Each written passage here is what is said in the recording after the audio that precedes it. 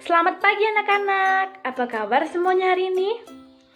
Baik, sebelum mulai pelajaran kita hari ini, marilah kita berdoa menurut agama dan kepercayaan kita masing-masing. Berdoa dimulai.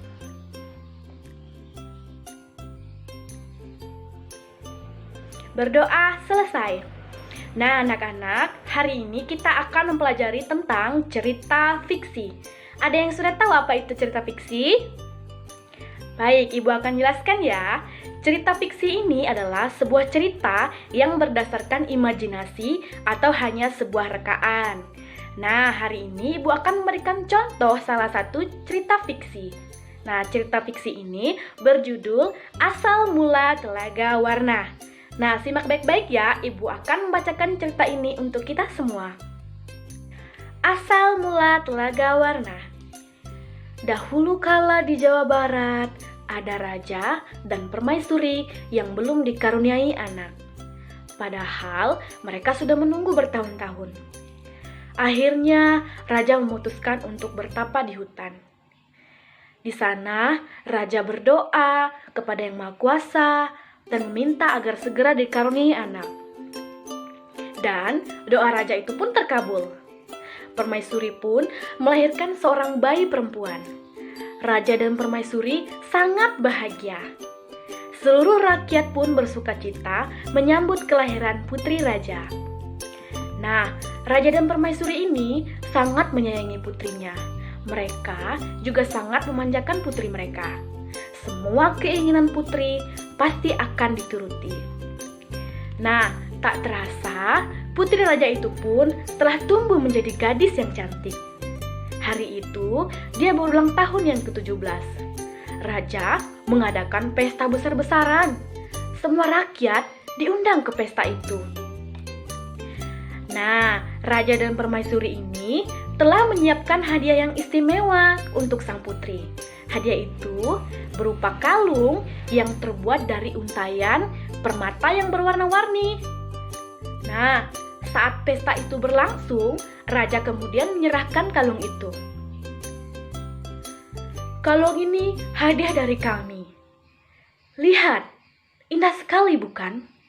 Kau pasti menyukainya, kata raja itu. Nah, raja bersiap mengalungkan kalung itu ke leher sang putri. Namun, sungguh di luar dugaan, putri itu menolak mengenakan kalung itu. Aku tak suka kalung ini, ayah, tolak sang putri dengan kasar. Nah, raja dan permaisuri terkejut. Kemudian, permaisuri berusaha membujuk putrinya dengan lembut. Permaisuri mendekat dan hendak memakaikan kalung itu ke leher putrinya. Aku tidak mau. Aku tidak suka kalung itu. Kalung itu jelek, teriak putri itu sambil menepis tangan sang permaisuri. Nah, tanpa sengaja, kalung itu pun terjatuh. Permata yang ada di kalung itu pun tercerai-berai di lantai. Permaisuri sangat sedih. Permaisuri terduduk dan menangis. Nah, tangisan permaisuri ini sangat menyayat hati seluruh rakyat yang hadir di pesta itu. Mereka pun turut menangis. Mereka sedih melihat tingkah laku putri yang mereka sayangi. Tak disangka, air mata yang tumpah di lantai tadi kemudian berubah menjadi aliran air. Aliran air itu kemudian menghanyutkan permata-permata yang berserakan. Air tersebut mengalir keluar istana dan membentuk sebuah danau. Namun anehnya, air dari danau itu berwarna-warni seperti warna-warni yang terdapat pada permata kalung sang putri. Nah, danau inilah yang kini dikenal dengan nama Telaga Warna. Nah, anak-anak, demikianlah cerita asal mula Telaga Warna. Jadi, karena kalian telah menyimak cerita yang berjudul Asal Mula Telaga Warna tadi, Ibu punya 5 pertanyaan untuk kalian semua. Nah, pertanyaan yang pertama, siapakah tokoh utama dari cerita Asal Mula Telaga Warna? Ayo, siapa yang tahu? Ya, Adi, apa jawabannya? Ya, betul sekali. Tokoh utama dalam cerita Asal Mula Telaga Warna ini adalah Raja, Permaisuri, dan Putri Raja. Bagus sekali, adik. Lalu, soal yang kedua. Bagaimanakah sifat putri dalam cerita tersebut? Siapa yang tahu jawabannya? Iya, betul sekali. Sifat sang putri raja dalam cerita tersebut ialah tidak menghargai pemberian orang tua dan tidak sopan dan kasar kepada orang tua. Nah, sifat-sifat ini jangan dicontohi ya anak-anak. Lalu, soal yang ketiga, ayo siapa yang bisa menjawab? Angkat tangan dengan cepat ya. Kenapa Permaisuri bersedih dan menangis? Iya, bagus sekali Putri. Apa jawabannya?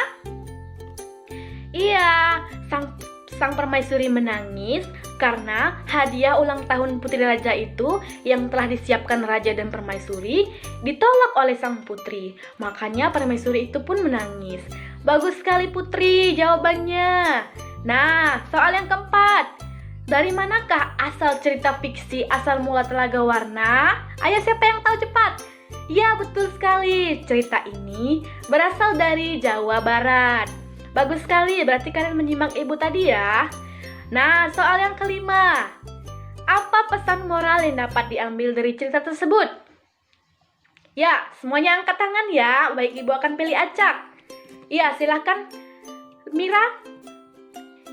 Ya, bagus sekali. Nah, pesan moral yang dapat kita ambil dari cerita ini ialah kita jangan kasar terhadap orang tua dan kita harus menghargai pemberian dari orang tua.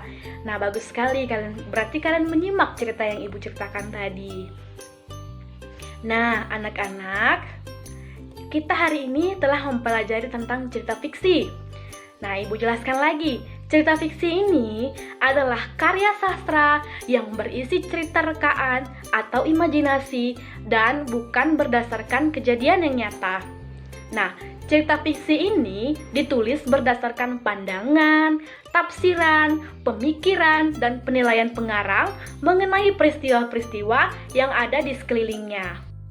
Nah, meskipun cerita fiksi ini hanya berupa rekaan, cerita fiksi juga tetap menyajikan latar belakang dan suasana yang nyata. Sifat cerita fiksi ini adalah berupa rekaan dan imajinasi, memakai bahasa yang bersifat konotatif dan bukan sebenarnya. Nah, cerita fiksi sendiri dibagi dalam beberapa jenis, yaitu yang pertama dongeng, cerpen, legenda, dan fabel. Nah, contoh cerita fiksi Asal Mula Telaga Warna tadi adalah berjenis legenda. Nah, anak-anak, hari ini pembelajaran kita sudah selesai. Kesimpulan materi kita hari ini adalah cerita fiksi adalah cerita yang berdasarkan imajinasi pengarang. Dan salah satu contoh cerita fiksi hari ini adalah sebuah legenda Asal Mula Telaga Warna. Nah, cerita ini mengajarkan kita sebagai seorang anak harus menghormati, menyayangi, dan mencintai orang tua kita. Jika kita ingin menolak pemberian orang lain ataupun pemberian orang tua kita, bicarakanlah dengan bahasa yang santun, agar kita tidak melukai hati orang yang ingin memberikan hadiah kepada kita. Nah, setelah mempelajari cerita fiksi dan mendengarkan salah satu contoh cerita fiksi, apakah ada yang kurang dipahami? Baik, semuanya paham ya? Nah, sebelum pulang, ibu akan memberikan kalian 3 tugas.